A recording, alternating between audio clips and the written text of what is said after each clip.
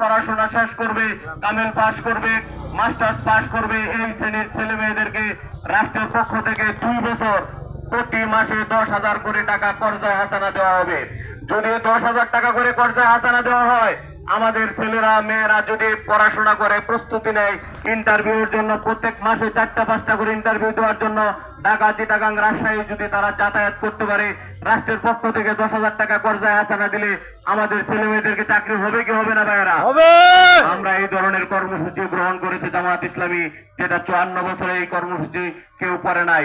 সম্মানিত ভাইয়েরা, আরেকটা বিষয় খেয়াল করবেন, জামায়াত অলরেডি জামাতের আমির ঘোষণা করে দিয়েছে যে সকল আসন থেকে 10 দলের প্রার্থী নির্বাচন করবে, এই প্রার্থীগুলা দেখবেন একটু ব্যতিক্রম।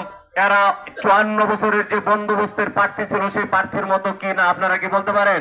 54 বছরের যে প্রার্থী ছিল তারা নাম কাওয়াজতে টাকা পয়সা হলে এমপি হয়ে গেছে, তাদের কোনো সার্টিফিকেট লাগে না, এখনো কোনো সার্টিফিকেট লাগে না, যোগ্যতা লাগে না, শুধুমাত্র পেশি শক্তি, টাকার শক্তি হলেই তারা এমপি হতে পারছে। আর এইবার যারা হয়েছে যোগ্যতার ভিত্তিতে, মেধার ভিত্তিতে, সততার ভিত্তিতে 300 আসনে 10 দল তার প্রার্থী মনোনয়ন দিয়েছে। ভাইয়েরা ঠিক কিনা?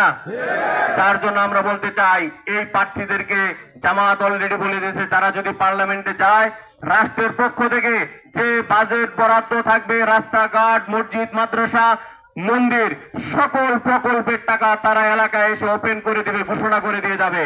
54 বছরে কি আপনারা শুনেছেন রাষ্ট্রের পক্ষ থেকে কোন এমপি সদর এই 4 আসনের জন্য আমাদের কত টাকা বাজেট বরাদ্দ ছিল? সেটাকে আপনারা শুনতে পারছেন কেউ?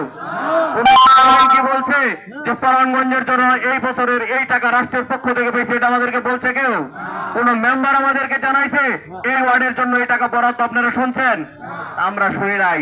এইবার জামাত ঘোষণা করেছে যারাই যাবে 10 দলের এমপিরা পার্লামেন্টে গেলে যে টাকা বাজেট বরাদ্দ হবে তারা এসে এলাকায় জানিয়ে দিয়ে যাবে। আমরা যখন জানিয়ে দিয়ে যাব, দায়িত্ব হচ্ছে আপনাদের। জনগণকে বলা হয় দেশের মালিক, মালিক হচ্ছেন আপনারা। জানার পরে এই টাকা যথাযথভাবে কাজ বাস্তবায়ন করতে পারবেন তো আপনারা ইনশাআল্লাহ?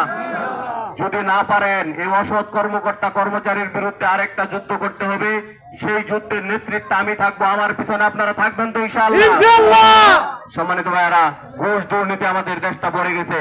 প্রত্যেকটা কাজে কর্মে আমাদের ঘুষ দিতে হয়।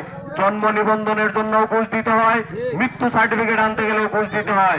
আমাদের জমি জিরাতের কাগজপত্র, খাজনা খারিজ, আমরা যখন দলিল করি, দলিল গ্রহীতা, জিনিস গ্রহীতা, 2 জনকে টাকা পয়সা দেওয়া ছাড়া আমাদের এই কাজ হয় না।